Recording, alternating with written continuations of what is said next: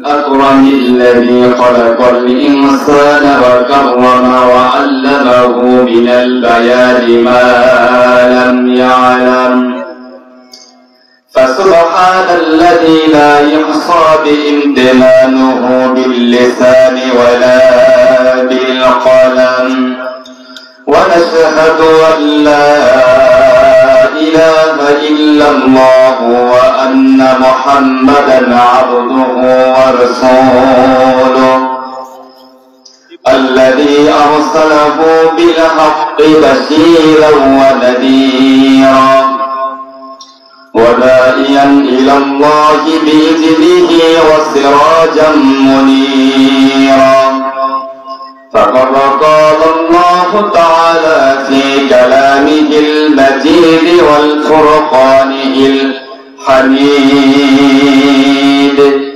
أعوذ بالله من الشيطان الرجيم بسم الله الرحمن الرحيم ولا تقولوا لمن يقتل في سبيل الله أموات بل أحياء ولكن لا تشعرون صدق الله العظيم.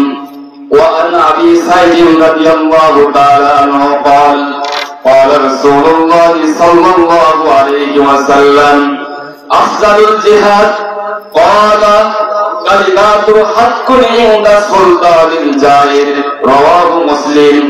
إن الله وملائكته يصلون على النبي يا أيها الذين آمنوا صلوا عليه وسلموا تسليما اللهم صل على سيدنا مولانا محمد وعلى آل سيدنا مولانا محمد.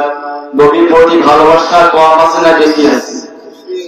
যদি বেশি থেকে থাকে নবীর প্রেমে মাতোয়ারা হয়ে সকলে পড়ুন আল্লাহুম্মা সাল্লি আলা সাইয়্যিদিনা মাওলানা মুহাম্মদ ওয়া আলা আলি সাইয়্যিদিনা মাওলানা মুহাম্মদ।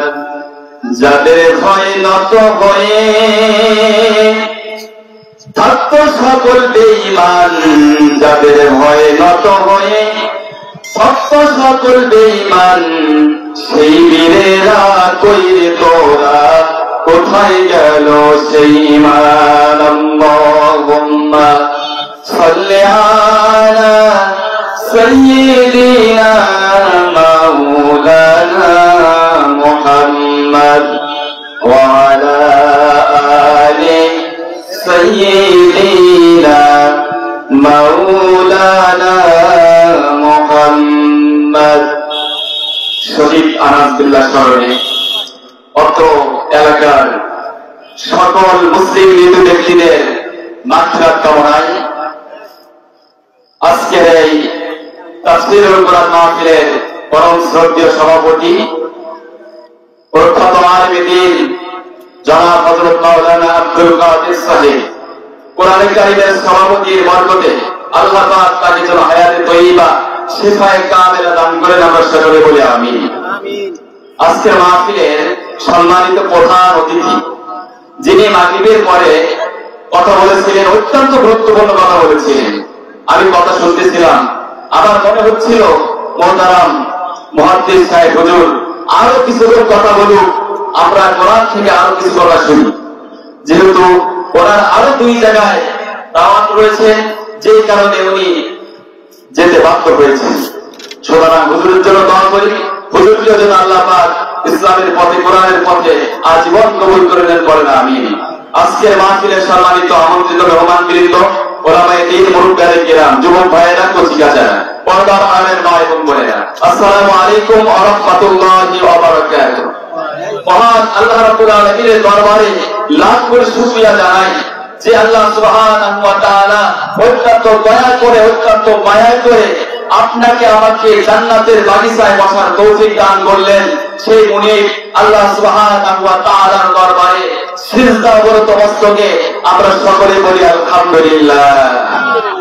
হাদিস শরীফের মধ্যে আছে আল্লাহ পাকের নবী বলেছেন, বান্দা যখন নিয়ামত পাবে, নিয়ামত পাওয়ার পর বান্দা যদি আল্লাহর শুকরিয়া আদায় করে, আল্লাহ পাক ওই বান্দার নিয়ামতকে আরো বেশি করে বাড়িয়ে দেন, বলেন সুবহানাল্লাহ। আমার ভাইরা, এই মাজলিস সম্পর্কে কত গুরুত্বপূর্ণ মাজলিস। এই মাজলিস সম্পর্কে হযরত আলী রাদিয়াল্লাহু তাআলা আনহু বলেন, মাজালিসুল ইলম হিয়া রাউদাতুন মিন রিয়াজিল জান্নাহ। হযরত আলী বলেন, যেখানে আসমান এবং জমিনের উপরে যেখানে কোরআন এবং হাদিসের আলোচনা হয়, ওই জায়গাটা সাধারণ কোন জায়গা না, ওই জায়গাটা হচ্ছে রিয়াজুল জান্নাহ, জান্নাতের বাগিচা, বলেন সুবহানাল্লাহ। ওই জায়গাটা সাধারণ কোন জায়গা না, জান্নাতের বাগিচা, বলেন সুবহানাল্লাহ। সম্মানিত হাজিরিন, এজন্য আপনি অত্যন্ত সৌভাগ্যবান যে আল্লাহ পাক আপনাকে আমাকে এই জান্নাতি মজলিসে কবুল করলেন। এজন্য আমরা আবারও বলি আলহামদুলিল্লাহ। সম্মানিত হাজিরিন, আমি পবিত্র কোরআনুল কারীমের সূরাতুল বাকারার 154 নম্বর আয়াত তেলাওয়াত করেছি। আজকের প্রধান অতিথি মুফতি মুহাদ্দিস মাওলানা রুহুল বাশার সাহেব যে জিহাদের আল্লাহর রাস্তায় জীবন দিলে যে ফজিলত রয়েছে, এই সম্পর্কে সংক্ষিপ্ত কিছু কথা মোহতারাম হুজুর বলেছে। এরই আলোকে আমিও এই আয়াত সম্পর্কে সংক্ষিপ্ত কিছু কথা বলবো। আমার তৌফিক ইল্লা বিল্লাহ। সম্মানিত হাজিরিন, আমি যে আয়াতে কারিমা তেলাওয়াত করেছি, আল্লাহ পাক বলতেছেন, আল্লাহ রাব্বুল আলামিন বলেন, ওয়ালা তাকুলু লিমান ইয়াকতালু ফি সাবিলিল্লাহি আমওয়াত বাল আহয়াউ ওয়ালাকিন লা তাশউরুন। আল্লাহ রাব্বুল আলামিন বলেন, আমার রাস্তায় যারা জীবন দিয়েছেন, আমার রাস্তায় যারা শাহাদাত বরণ করেছেন, এদেরকে তোমরা মৃত বলো না, বাল আহয়া, বরং তারা মৃত নয়, তারা হচ্ছে জীবিত, বলেন সুবহানাল্লাহ। ওয়ালাকিন লা তাশউরুন। তোমরা যা বুঝতে পারো না, যারা আল্লাহর রাস্তায় জীবন দেন, তাদের মর্যাদা অনেক অনেক গুণ বেশি। সম্মানিত হাজিরিন, আজকে আমাদের মুসলমানদের মধ্যে জিহাদের অনুপ্রেরণা, জিহাদের ইচ্ছা আমাদের মধ্যে নাই, ঠিক কিনা? আমাদের প্রত্যেক মুসলমানের জন্য জিহাদের অনুপ্রেরণা, জিহাদের আকাঙ্ক্ষা অন্তরের মধ্যে থাকতে হবে। আমার ভাইরা, আল্লাহ পাক এই আয়াতের মধ্যে বলেছেন, আমার রাস্তায় যারা জীবনকে বিলিয়ে দিয়েছে, তাদেরকে তোমরা মৃত বলো না, তারা হচ্ছে জীবিত। তোমরা বুঝতে পারো না, তাদের বুকি গলা গুলি লাগে, তাদের হাত কাটা থাকে, তাদের পা কাটা থাকে, তাদের কল্লা কাটা থাকে, কিন্তু তোমরা জানো না, ওই সমস্ত ব্যক্তিদেরকে তোমরা মৃত বলো না, ওই সমস্ত ব্যক্তিরা হচ্ছে আমার জীবিত ব্যক্তি, বলেন সুবহানাল্লাহ। সম্মানিত হাজিরিন, আল্লাহ রাস্তায় জীবন দিলে যে মর্যাদা, যে ফজিলত শুনলে অবাক হয়ে যাবেন। মুহাদ্দিস মুফতি রুহুল বাশার সাহেব কয়েকটা কথা বলেছেন। হাদিস শরীফের মধ্যে আছে, বিশ্বনবী জনাব মুহাম্মদুর রাসূলুল্লাহ সাল্লাল্লাহু আলাইহি ওয়াসাল্লাম বলেছেন, হযরত মিকদাদ রাদিয়াল্লাহু তাআলা আনহু হাদিসে বর্ণনা করেছেন বিশ্বনবী জনাব মুহাম্মদুর রাসূলুল্লাহ সাল্লাল্লাহু আলাইহি ওয়াসাল্লাম বলেছেন, যারা আল্লাহর রাস্তায় জিহাদ করে শাহাদাত বরণ করবে, আল্লাহ রাব্বুল আলামিন ওই শাহাদাত ব্যক্তি, ওই শহীদ ব্যক্তিকে আল্লাহ রাব্বুল আলামিন 6টা মর্যাদা দান করবেন। বলেন সুবহানাল্লাহ। কয়টা মর্যাদা? 6টা মর্যাদা আল্লাহ রাব্বুল আলামিন ওই শহীদ ব্যক্তিকে দান করবেন। বলেন সুবহানাল্লাহ।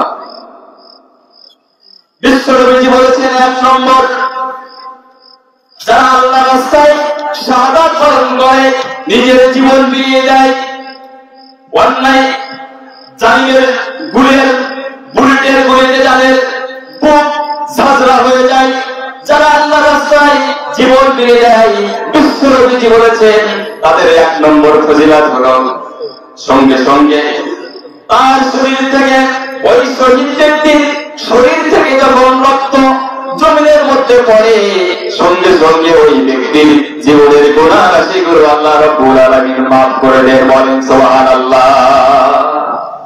রক্ত জমিনে পড়ার সঙ্গে সঙ্গে গুনাহ রাশিগুলো আল্লাহ রাব্বুল আলামিন মাফ করে দেন। বলেন সুবহানাল্লাহ। 2 নম্বরে আল্লাহ নবী বলেছেন, 2 নম্বর শহীদের যে মর্যাদা রয়েছে, বিশ্বনবী বলেছেন শহীদ ব্যক্তিকে জান্নাত দেখানো হয়, তার জন্য শহীদ হওয়ার সঙ্গে সঙ্গে তার সামনে আল্লাহ রাব্বুল আলামিন জান্নাতকে দেখিয়ে দেন। বলেন সুবহানাল্লাহ। 3 নম্বরে বিশ্বনবী বলেছেন শহীদের মর্যাদা, 3 নম্বর মর্যাদা বিশ্বনবী বলেছেন কবরে রাখার পরে কবরের আযাব থেকে আল্লাহ রাব্বুল আলামিন যারা দ্বীনের রাস্তায় শাহাদাত বরণ করবে, ওই ব্যক্তিকে আল্লাহ রাব্বুল আলামিন কবরের আযাব থেকে আল্লাহ রাব্বুল আলামিন তাকে মুক্ত করে দেন। বলেন সুবহানাল্লাহ। কবরের আযাব হবে না তার। 4 নম্বরে আল্লাহ নবী বলেছেন, বিশ্বনবী বলেছেন, 4 নম্বরে আল্লাহ নবী বলেন তার সামনে বড় বিপদ সবগুলো দূর করে দেওয়া হয়। মানুষকে কবরে রাখার পরে অগণিত বিপদ আসে, আযাবের ফেরেশতারা আসে। বিশ্বনবী বলেন 4 নম্বরে ওই শহীদ ব্যক্তিকে 4 নম্বরে আল্লাহ রাব্বুল আলামিন যে ফজিলতটা দিয়েছেন সেটা হলো তার থেকে সকল প্রকার বিপদ, বড় বিপদ আল্লাহ রাব্বুল আলামিন উদ্ধার করে দেন। বলেন সুবহানাল্লাহ। 5 নম্বরে বিশ্বনবী বলেছেন যারা দ্বীনের রাস্তায় শাহাদাত বরণ করবে, আল্লাহর কালিমাকে উঁচু করার জন্য যারা শাহাদাত বরণ করবে, বিশ্বনবী বলেছেন 5 নম্বরে বিশ্বনবী বলেছেন ওই শহীদ ব্যক্তিকে কিয়ামতের দিন আল্লাহ রাব্বুল আলামিন একটা সুন্দর নূরের তৈরি একটা মুকুট পরিয়ে দেওয়া হবে তার মাথায়। হাদিস শরীফের মধ্যে আছে বিশ্বনবী বলেছেন ওই নূরের টুপি, ওই নূরের যে মুকুট তার মাথায় পরানো হবে, তার একটা মুক্তার দাম তাম পৃথিবীর মধ্যে যা কিছু রয়েছে সব কিছুর থেকে একটা মণি মুক্তার দাম বেশি। বলেন সুবহানাল্লাহ। 6 নম্বরে বিশ্বনবী বলেছেন 6 নম্বরে তার জন্য টানা চোখ বিশিষ্ট, বিশ্বনবী 6 নম্বরে বলেছেন টানা চোখ বিশিষ্ট 72 জন হুরের সঙ্গে আল্লাহ রাব্বুল আলামিন তাকে বিবাহ দিয়ে দিবেন। এরপরে বিশ্বনবী বলেছেন শহীদদেরকে কাল কিয়ামতের ময়দানে সুপারিশ করে তার আত্মীয় স্বজনের মধ্যে 70 জনকে কাল কিয়ামতের ময়দানে 70 জন ব্যক্তিকে সুপারিশ করে ওই শহীদ ব্যক্তি জান্নাতে নিয়ে যেতে পারবে। বলেন সুবহানাল্লাহ।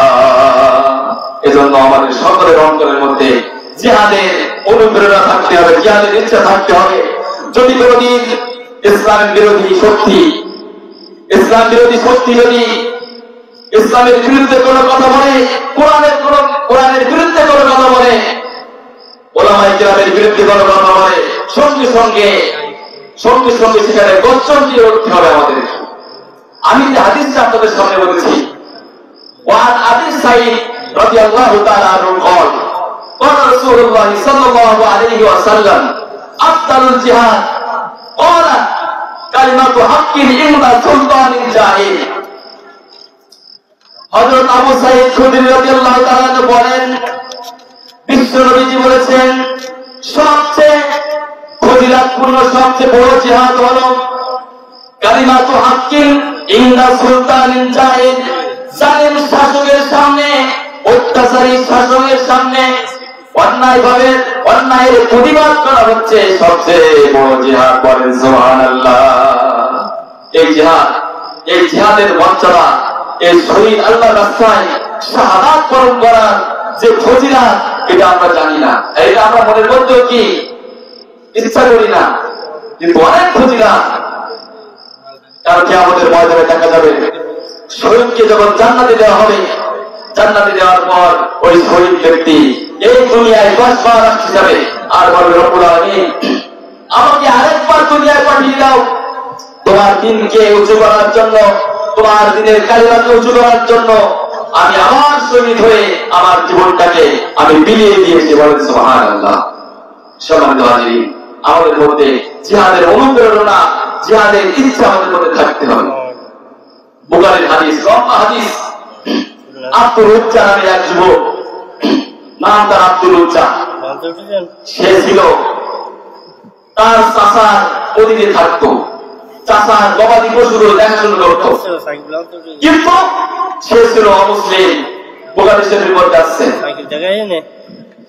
আমার ভাইরা, আব্দুল উজ্জা নামে এক যুবক চাচার অধীনে থাকত, কিন্তু মনের মধ্যে ইচ্ছা ছিল কবে ইসলাম ধর্ম গ্রহণ করব, কবে বিশ্ব নবীর হাতে বায়াত গ্রহণ করব, ইসলামের কালিমা আমি গ্রহণ করব। ইতিমধ্যে দেখা গেল বিশ্ব নবী জনাব মুহাম্মদুর রাসূলুল্লাহ সাল্লাল্লাহু আলাইহি ওয়াসাল্লাম মক্কা থেকে মদিনায় হিজরত করে গেলেন। যুবকের মনের মধ্যে বড় ইচ্ছা, মনের মধ্যে দেখা লাগলো, আহা, বিশ্ব নবীজি এই মক্কায় থাকা অবস্থায় আমি তার হাতে ইসলাম ধর্ম গ্রহণ করতে পারলাম না। বুখারী শরীফের মধ্যে আছে, ওই যুবক অল্প বয়স, এই যুবক চাচার কাছে চলে গেছেন, চাচা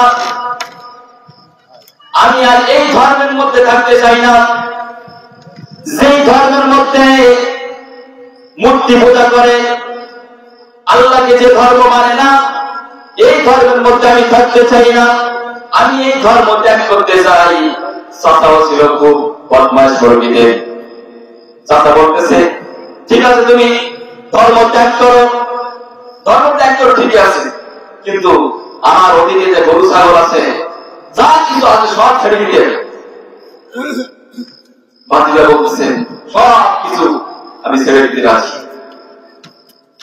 হাদিস শরীফের মধ্যে আছে, চাচাজি বলতেছেন, হে আমার ভাতিজা শোনো, তোমার গায়ে যে জামাটা রয়েছে, তোমার পরনে যে লুঙ্গিটা রয়েছে, এটাও কিন্তু আমার পয়সার, এটাও ছেড়ে দিতে হবে।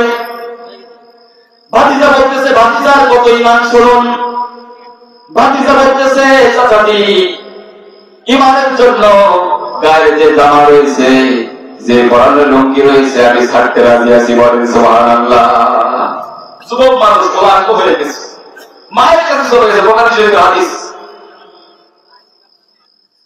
বিশ্ব নবী, আমার মায়েরা, ওই যুবক তার মায়ের কাছে চলে গেছে, গিয়ে বলতেছে, মা আমার লজ্জাস্থানটা ঢাকার জন্য একটা বড় কাপড় দাও। মায়ের কাছে পুরানো একটা কম্বল ছিল। মা তার যুবক সন্তানকে উলাঙ্গ অবস্থায় দেখার পর পরে নিজের হাত দিয়ে নিজের চোখটাকে ছেড়ে ধরে রাখলে, বাবা তোমার এই অবস্থাটা কি হয়েছে? বলতেছে, মা গো, বহুদিন থেকে আমি ইচ্ছা করছিলাম ঈমান আনবো, বিশ্বনবী সারওয়ার কায়নাত জনাব মুহাম্মদুর রাসূলুল্লাহ প্রতি আমি ঈমান আনবো, আল্লাহর প্রতি ঈমান আনবো, আমি ইসলাম ধর্ম গ্রহণ করব, কিন্তু অনেক দীর্ঘদিন পর আজকে আমি ইসলাম ধর্ম গ্রহণ করেছি, যেই কারণে আমার সেই চাচা, পাশানদার চাচা আমার সঙ্গে এই অবিচার করেছে, এই অত্যাচার আমাকে করেছে। মা গো, আমাকে একটা কাপড় দাও। আমার ভাইরা, বুখারী শরীফের মধ্যে আছে, সেদিন মায়ের কাছে পুরানো একটা কম্বল ছিল, ওই কম্বলটা ওই আব্দুল উজ্জাকে দিলেন।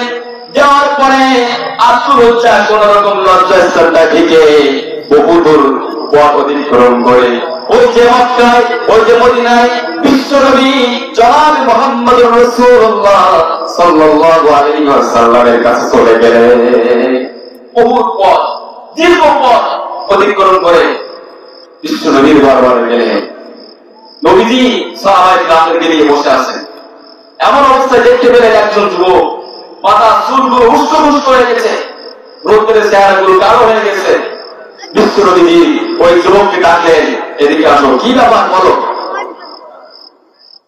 যুবক নবীজির পাশে গেলেন, যাওয়ার পরে বলতেছে, ইয়া রাসূলুল্লাহ, ইয়া হাবিবাল্লাহ, আমার মনের মধ্যে আগুনি ছিল, আপনি মক্কায় থাকা অবস্থায় আপনার হাতে হাত রেখে আমি কালিমা পড়ব, আমি মুসলমান হব, কিন্তু আমার নসিবে জমে নাই। আমি আমার চাচার অধীনে কাজ করতাম, চাচার গরু ছাগল আমি দেখতাম, কিন্তু আমি ইসলাম ধর্ম কবুল করার কারণে আমার চাচা আমার কাছ থেকে সবকিছু নিয়ে নিয়েছিল, এমনকি আমার পরনে লুঙ্গিটাও আমার চাচা নিয়ে নিয়েছিল। মায়ের কাছ থেকে আমি কম্বল নিয়ে ইয়া রাসূলুল্লাহ, ইয়া হাবিবাল্লাহ, আপনার দরবারে এসেছি, বলেন সুবহানাল্লাহ। নবী তাকে কালিমা পড়ে মুসলমান বানিয়ে দিলেন।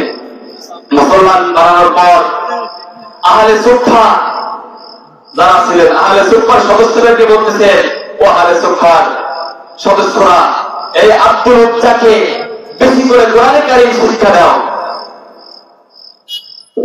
আহলে সুফফার সদস্যরা আব্দুল উজ্জাকে কোরআনে কারীম শিক্ষা দিলেন।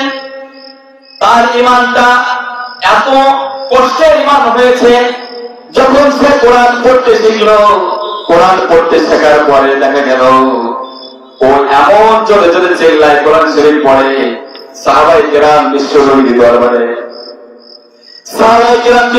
দরবারে নালিশ করেছে, অভিযোগ করেছে, ইয়া রাসূলুল্লাহ, ইয়া হাবিবাল্লাহ, আব্দুল উজ্জা এত জোরে জোরে কোরআন তেলাওয়াত করে, আমাদের কষ্ট হয়।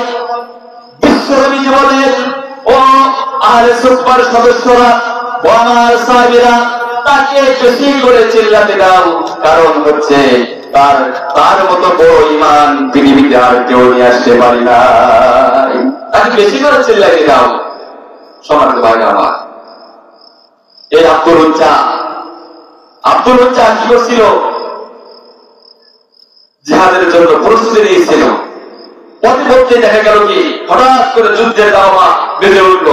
বিশ্বনবী সাল্লাল্লাহু আলাইহি ওয়াসাল্লাম সাহাবায়ে কেরামদেরকে ডাকলেন, ডেকে বললেন, তাবুকের জিহাদ হবে, তোমাদের কাছে যার কাছে যা আছে তাই আজকে আমার সামনে নিয়ে আসো। বিশ্বনবীর দরবারে সাহাবায়ে কেরাম টাকা পয়সা, অর্থ সম্পদ, যার কাছে যা ছিল সব নিয়ে আসছে। আসার পরে বিশ্বনবীজি বললেন, তোমরা তো আজকে সবাই দান করলে, কিন্তু আমার আবু বকর সিদ্দিক সে তাকে দেখতেছে না কেন? ওই আবু বকর কই? হযরত আবু বকর রাদিয়াল্লাহু তাআলা একটা খুবই আড়ালে দাঁড়ানো ছিলেন। বিশ্বনবীর কথা শুনলেন, বিশ্বনবীর দরবারে গেলেন, গিয়ে একটা থলি দিলেন, ছোট একটা ব্যাগ দিলেন। বিশ্বনবীজি হযরত আবু বকরের কাছ থেকে ব্যাগটা খুললেন, খুলে দেখতে পেলেন কিছু স্বর্ণ মুদ্রা আর কিছু দিরহাম রয়েছে, তার মধ্যে কিছু কয়েক কেজি গম রয়েছে। বিশ্বনবীজি, এবার শুনুন, জিহাদের ইচ্ছা থাকলে কি হবে? জিহাদের ইচ্ছা যদি আপনার অন্তরের মধ্যে থাকে, অনুপ্রেরণা যদি আপনার মধ্যে থাকে, আপনার মৃত্যু যদি ওই বিছানার মধ্যেও হয়, আল্লাহ রাব্বুল আলামিন আপনার আমলনামায় শাহাদাতের সওয়াব লিখে দিবেন, বলেন সুবহানাল্লাহ। এজন্য কি জিহাদের ইচ্ছা সর্বপ্রথম থাকতে হবে। মুসলমান গভর্নমেন্ট যখন থাকবে, সঙ্গে সঙ্গে গভর্নমেন্ট যদি আদেশ করে বাংলাদেশের তৌহিদি জনতা জিহাদের জন্য প্রস্তুত হয়ে যাও, সঙ্গে সঙ্গে বাংলাদেশের তৌহিদি জনতার কাছে যা আছে তাই নিয়ে তারা কি করবে? জিহাদের জন্য প্রস্তুতি নেবে। সম্মানিত ভাই আমার, আজকে পৃথিবীর অনেক বড় বড় রাষ্ট্র আমাদের দিকে চোখ রাঙিয়ে তাকায়, ঠিক কিনা? ভারত আমাদের দিকে চোখ রাঙিয়ে তাকায়। আপনারা দেখেছেন শুভেন্দু যে আছে না, সে বলেছে কি বাংলাদেশকে মানে কি করা, আক্রমণ করা আমাদের জন্য কয়েক মিনিটের ব্যাপার, বলছে না? আপনারা দেখছেন না ইন্টারনেটে? বাংলাদেশ তোমার বাবার সম্পত্তি নয়। বাংলাদেশে শুনে রাখো, বাংলাদেশের মুসলমানদের রয়েছে তাজা ঈমান। তোমাদের কাছে থাকতে পারে অনেক দামি অস্ত্র, থাকতে পারে অ্যাটম বোম, থাকতে পারে অনেক কিছু, থাকতে পারে অস্ত্র, কিন্তু শুনে রাখো বাংলাদেশের তাওহীদের জনতার কাছে সবচেয়ে বড় যে অস্ত্র সেটা হচ্ছে কি ঈমান। সবাইকে ভাইরা আপনারা জানেন, ইতিহাস জানেন, ইখতিয়ার উদ্দিন মোহাম্মদ বিন মুখতিয়ার ঘুরজি মাত্র ১৭ জন মুসলমান নিয়ে গোটা ভারতীয় উপমহাদেশ জয় করেছিলেন। মাত্র কয়জন মুসলমান? ১৭ জন মুসলমান। শুধুমাত্র আল্লাহর জমিনে দাঁড়িয়ে নারায়ে তাকবীরের আওয়াজ দিয়েছিল। এই আওয়াজ সাত আসমান পাড়ি দিয়ে আল্লাহর আরশে আজিমে পৌঁছে দিয়েছিল। বলেন সুবহানাল্লাহ। সেই সময়ের ফ্যাসিস্ট লক্ষণ শেখ, কুখ্যাত লক্ষণ শেখ, সে কি করতেছিল? খানা খাচ্ছিল, খাবার খাচ্ছিল। নারায়ে তাকবীর আল্লাহু আকবারের আওয়াজ শুনে লক্ষণ শেখ পিছনের দরজা দিয়ে পালিয়েছিল। সম্মানিত হাজিরিন, মুসলমানদের ঈমানই ছিল না। অন্তরের মধ্যে রাখতে হবে, জিহাদের প্রেরণা রাখতে হবে। প্রধান উপদেষ্টা যদি আমাদেরকে ডাক দেয়, আপনারা দেখেছেন, ইতিমধ্যে দেখেছেন, গোটা বিশ্ব দেখেছে ফিলিস্তিনের মুসলমানদের উপরে কি অমানবিক নির্যাতন করা হয়েছে। আপনারা দেখেছেন কার্পেট বম্বিং এমন ভাবে করা হয়েছে, বোমের আগুনের সঙ্গে ছোট ছোট বাচ্চারা, নারীরা পর্যন্ত ভাসতেছে, ওই বোমের সাথে উঠতেছে, ঠিক কিনা? আপনারা দেখেছেন না? সম্মানিত ভাইরা আমার, আগামীকাল বাংলাদেশে বিভিন্ন জায়গায় বিক্ষোভ হবে। যখন যেখানে দাগ আসবে ইসলামের জন্য, কোরআনের জন্য, আমরা সকলেই একমত হয়ে আর কোনদিন এই ফিলিস্তিনের উপরে যেন নির্যাতন না করতে পারে সেইভাবে আমাদেরকে অ্যাক্টিভ থাকতে হবে, আমাদেরকে সজাগ থাকতে হবে। সম্মানিত ভাইরা, আরেকটা বিষয় আমি শেষ করতেছি, সেটা হচ্ছে ইসরায়েলি পণ্য আমাদের দেশে অনেকগুলো চলতেছে, ঠিক কিনা? কোকা-কোলা আছে না? আমরা কি করতেছি আমাদের সমাজের মধ্যে? আমরা কি করতেছি আজকে? ইসরায়েলের ব্যাংকে আমরা কি করতেছি? ওই বোমা মারার জন্য যে অর্থ খরচ হচ্ছে, ওইখানে আমরা টাকা বিনিয়োগ করতেছি, ঠিক কিনা? আজ থেকে আমাদের মুসলমানদের উচিত ইসরায়েলের যত পণ্য রয়েছে সবগুলো আমাদের বাংলাদেশ থেকে, আমাদের প্রধান উপদেষ্টাকে বলতে চাই, যারা আপনার সমন্বয়, যারা এই দায়িত্ব আছেন সরকার মহোদয়ের মধ্যে যারা আছেন, সকলকে বলতে চাই, ইহুদিদের পণ্য, ইসরায়েলের পণ্য বাংলার জমিনে আর কোনদিন চলবে না, চলবে না, চলবে না। এজন্য আমাদের সকলকে সজাগ থাকতে হবে। সকলের কাছে দোয়া চেয়ে, যেহেতু সময় সংক্ষেপ, আরো অনেক আলোচক রয়েছে, আমাদের